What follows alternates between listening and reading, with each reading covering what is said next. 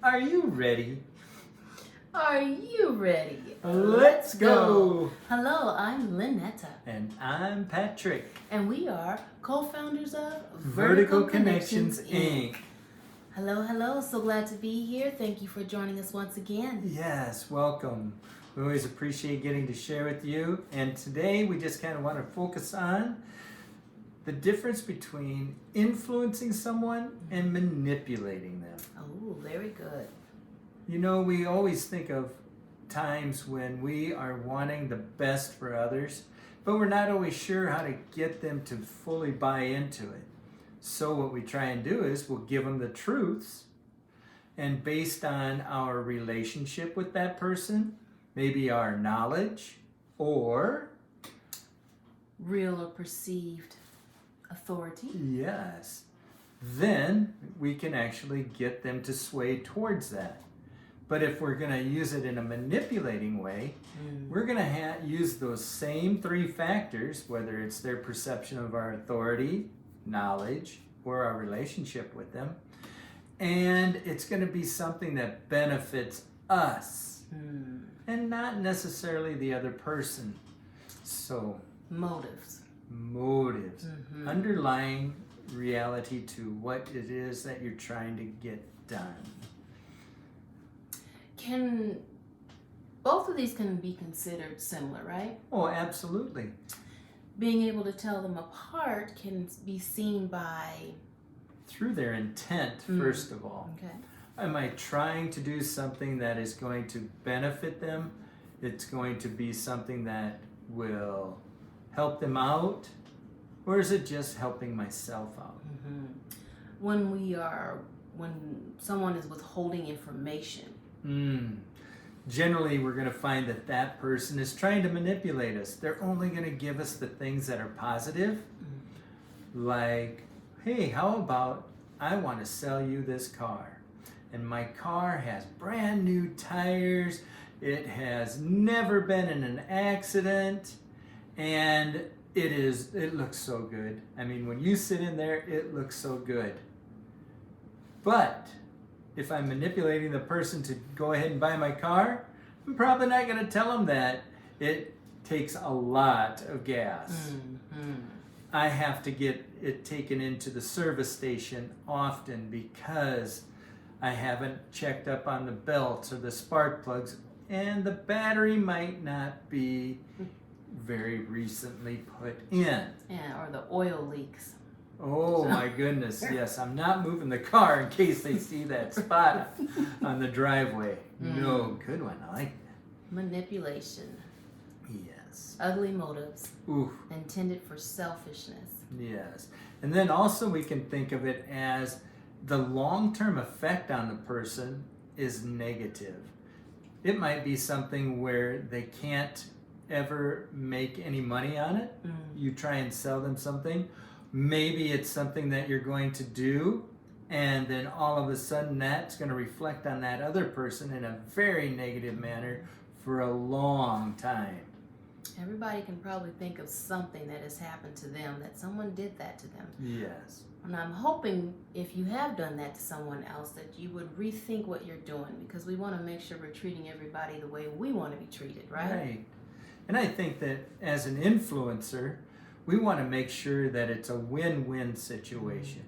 It benefits us, but it also benefits the other individual as well.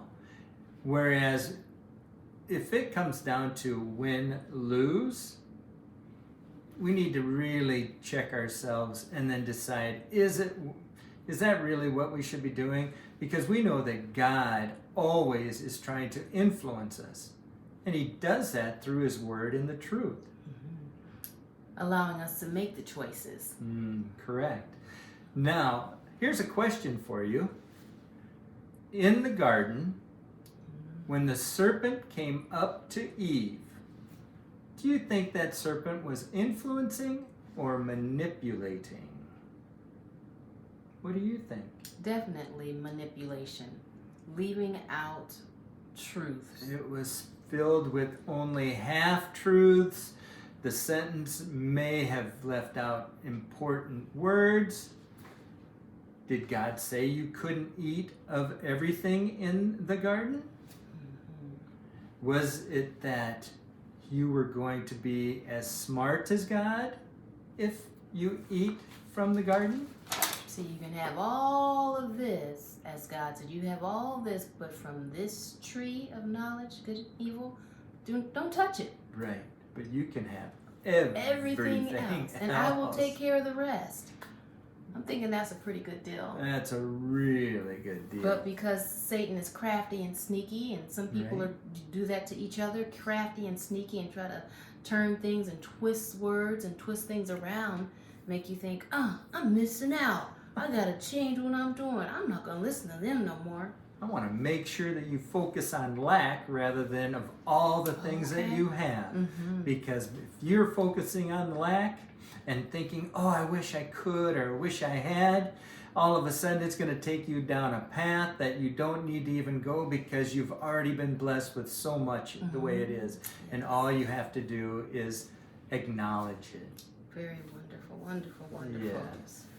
I was also thinking of as with faith, as we are believing, we're working not to gain God's love for us and toward us. We are what we do responds because of His love. Right.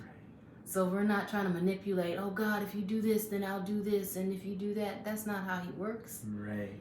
So to know truth about God when you are being a blessing to someone, you're doing it with good motives, not to gain something for God, but because you appreciate all that He's done for you, and you're sharing that love with others. And when somebody comes up and they're sharing with you for the pure reason of deception, that is an abomination to God, because it's a lie and they're trying to take away what is already rightly given to you. So beware of that. Satan is the father of lies, master of manipulation. And the Bible warns us of those who would manipulate us in spiritual matters. A lot of them we saw in the false teachers. Yes, the Pharisees and the Sadducees. Good.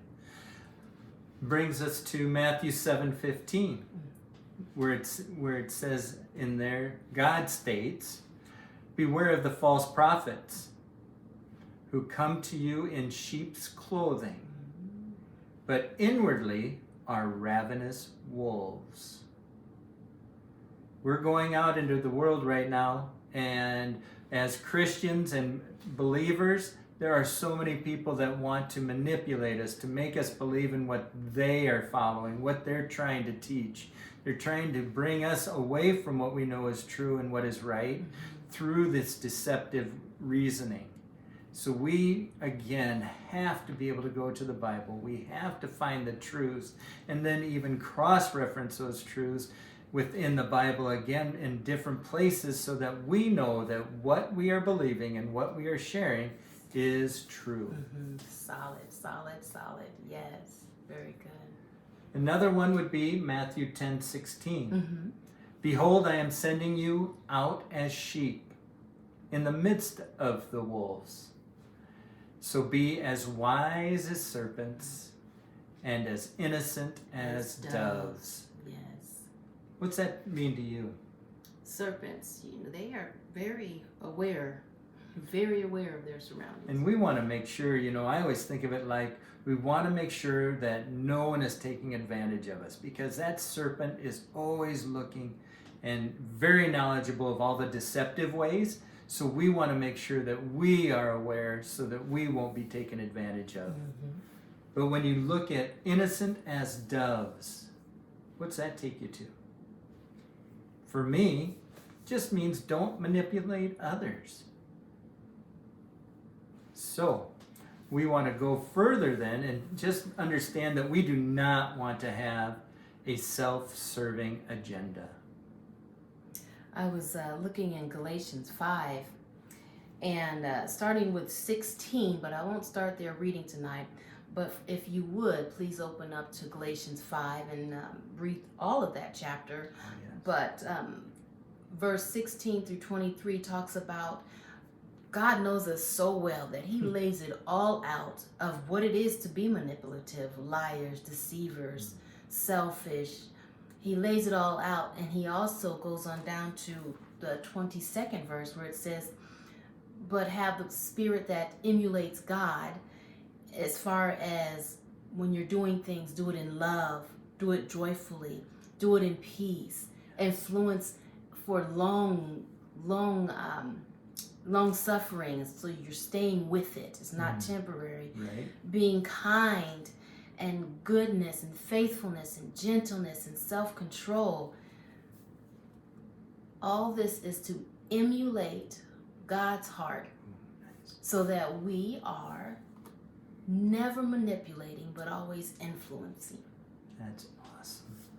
You know, we should speak the truth out of love, but then also expect that from others. So it's not a bad thing when we come to influencing others. Just make sure that we do it with the right intentions, and we are telling them all of the truths and not withholding. Are you ready? Are you ready? Let's go. See you next time.